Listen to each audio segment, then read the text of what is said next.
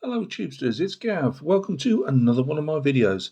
Today we're looking at a very small uh, Jagdpanzer. It's the Panzer IV. Is it L7? It's L70, I think. Yeah, L70. It's produced on a Panzer IV chassis, and you can have it. I mean, obviously this is a wargaming piece. I just like building them up every so often and making something of them. Just to display more than anything. Uh, this was gifted to me by my Mara Beetle, who does send me a fair amount of stuff. Thanks, Beetle. And he sent me a box of the British and German. Just quickly showing you, probably getting this on wrong now in a hurry. But I'm going to do this with side skirts. I'm doing no damage. I'm not overcomplicating this one. I haven't done anything for ages, so I thought I'd just do this more or less straight out of the box. So she'll have full side skirts, including the skirts just under here.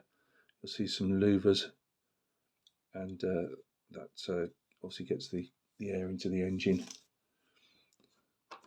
just under there. And so they're also covered with a thin sheet metal type of bit of extra armour. The only things I've done with this, as you can see, is I've done a bit of texturing just with some hot glue and an old brush. I don't see the point in doing the method that, say, Steve Jones does on his site, where he does obviously one in 35 scale armour. I'll put a link to Steve's channel in the description. If you haven't gone over there, please do. He's a top class modeller and very approachable if you want to know how to do things. He's won multiple gold medals, and he's an all-round decent fella.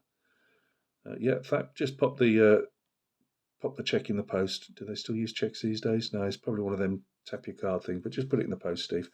So I've done a bit of texturing, not a huge amount. I just went over it with a sander, just to take any of the bobbles off. Detail will obviously be thicker. It's a wargaming piece, and it's plastic. Did I say it's Battlefront? But as you can see, we've got some lovely track sag, classic, Panzer IV. And you don't have to. The only thing I'd do is, if I wasn't putting any side skirts on or partial side skirts, I'd probably put the, I'll call them hooks. I don't know the proper word for them, but for the mounting the skirts on, I'd probably have to make some up. Like these two rear ones here go over here, and then the hooks mount either side, and obviously go along the hull. I'd do that just because I've seen a lot of them with it on, unless they've been totally ripped off if the skirts have gone. I've always liked the Jagdpanzer IV, the L70. I just think the Jagdpanther steals all the glory, and the Hetzer is very popular, the little Hetzer, and these seem to get lost in the middle. Really, it was only just over 2,000 produced from about 43 to the end of the war. But yeah, I've always liked them. They were used on all fronts, obviously including Italy, Eastern Front, and obviously the Normandy and the retreat into Germany, really, and very very successful. They did try and put. But by the way, this is the later version with the longer gun that was on the Panther. Was it the Pack 45? Pack 42? Pack 42, I think. I think that's the right one anyway. All you proper aficionados, let me know. But they had the shorter barrel, and they do actually give you that on the sprue as well. You can do the shorter barreled version, and they did try and mount it on the Panzer III chassis, like is it the Stugenet that are mounted on, but the gun wouldn't allow it, so they put it on a Panzer IV. Then they had the problem that although they'd already planned to put like the Panther barrel mounted on it, there wasn't enough to go around at the time, so they had a bit of a struggle. so they ended up putting the shorter gun on.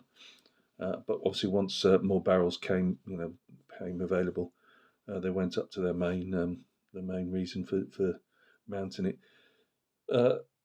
The only thing, the problem was, I think they added an extra 5, 6, 7 rounds, bringing it up to around, is it 55 or 56 rounds? Let me just have a look at my notes.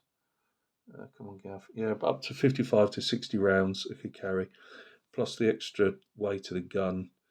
Um, it it did put a toll on the engine and the gearbox, I think, and they were slightly more sluggish than they had been, and they did break down a bit more, but they were still excellent for, because of being low silhouette. They were excellent tank hunters, because obviously these are mainly, you try and use them at range, and using the topography of the ground or buildings, whatever, to hunt your enemy tanks. You'll often see them without a breech block on. Now, I don't know if you can notice here, there's a small dip at the end, because that's where the breech block would, breech block, come on, Gav. The muzzle suppressor would be on would be on the front, and what they found was, because these are a lot lower to the ground, when they fired, especially in dry conditions, a lot of dust would fly up. One, it would obscure the gunner and the commander here for getting a second round off if needed. But more than the main reason was that the dust would then give away the position of the assault gun tank destroyer. That is a better word. I'm really struggling today with the brain. I do apologise. So you'll often find them with the muzzle brake off. And that's how they're often depicted. But you will actually see them in wartime footage. There are some photos I've seen and German newsreels where I have seen them with a muzzle brake on. Anything else you need to know? The exhaust, they give you two exhausts. The older one with the silencer on, the rounded silencer, and then you get these two that go obviously direct in. Now, because they're attached either side to a piece of fillet that just goes in, there is a slight gap there, which I think on the actual assault guns, the actual Jagdpanzer, it was flush, but I did drill these out a bit. I have seen them mount for extra armour, have track on the back and on the front. You get some lovely detail, as you'd expect, on the back. Everything that you'd expect to see there. And they do come on the box set that Beetle got me. You got some commanders in there as well. And I just went for a like a shoulders above the parapet type of thing, the cupola, whatever you want to call it. I've just added a small hinge on the hatch and a viewing block on the back. You can see there. This small hatch. So I've got to look through. Where am I? This small hatch here. That flips open, and the commander has those, the binos that stick up and over at an angle, so he can be down inside the fighting compartment and use his binos that way. So that's what that does. This is the loader's hatch here. Now you'll see this lump here, cast lump here. This will swing out, and the crew have got like an MG42 that they can mount and poke through, and obviously by moving your tracks, you spray any assaulting infantry. The earlier versions did have two, one either side, but it was, from what I've been reading, it was interfering with the gunner, so they just left it with the one at the back. So it hasn't got a ball mount; it's just got this cast over, and it just swings out, and the 42 can be mounted. You get the barrel hole. I can't. Sorry, the brain's just not working today. The lock mechanism that holds this in transport mode because of the weight and the length of the gun. So they had to have that as well. Now, Clever Gav decided to put a couple of shot marks in, and both I did before I actually mounted the gun, which is in several pieces, and the locking mechanism here. So all we can say is that the enemy anti-tank gunner was using it as an aiming mark, and because I've got right in the centre, I've got the shot mark there, and then I mounted one here, and just low caliber rounds hitting it, and luckily just about to see it poking out the side. This here, I have textured it, but it's actually the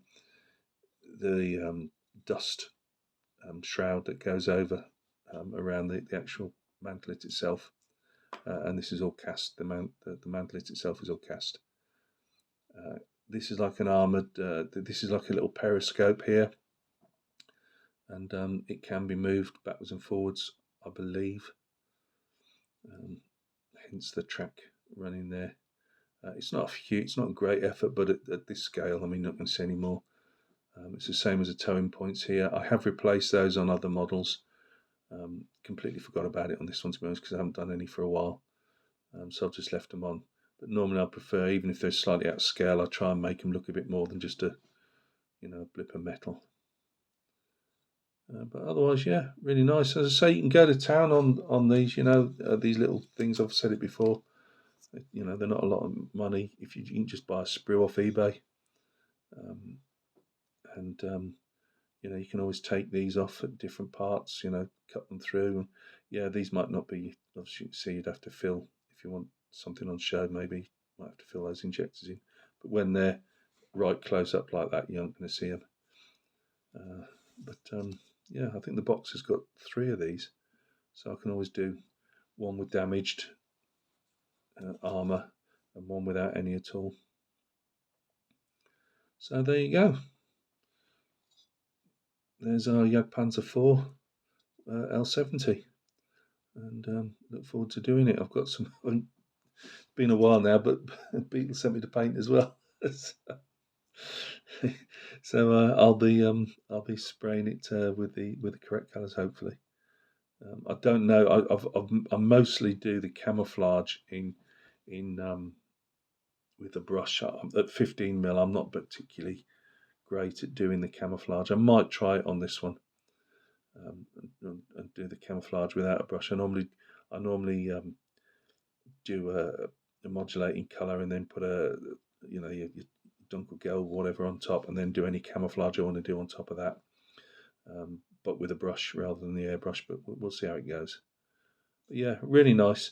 And although obviously you've just got the lines here for the tracks, by the time you've put some grime and muck in them, you can't really see that either. So yeah, I like them. They're nice little things. I am going to probably do this Semavente. I was saying to Steve on one of his comments, I want to probably get one of the kits out of the stash and build a Semavente in 1 in 35. Because at some point I'd like to make a little Hertzer or something, Hetzer in 1 in 35. Because you can get them for the Takom ones for about £23. I think that's a fairly reasonable price. I've looked at the 20mm ones, and you can get different 20mm armour for 18 quid, and you just think, well, you might as well get the Hetzer or whatever for 23 quid in 1 in 35. But these little guys, they're loads of fun. You don't have to do a lot with them. You can do a lot of mini scratch building as much as you like, really. I've opened, and I've literally drilled out, say, the loaders hatches on different ones, and then made my own hatch and had that open. And there's lots of little things you can do with these guys. I drilled the barrel out as well. So yeah, next time you see this, hopefully she'll be all painted up. I just thought you might want to see one of these little guys. I haven't done one of these for ages, so I just thought I'd put a video up. Look after yourselves. Hope all is going well with you. And we'll catch each other on another video, which I believe will probably be 18mm Austrian Napoleonics, even if it's only a small unit. Look after yourselves, and we'll speak soon.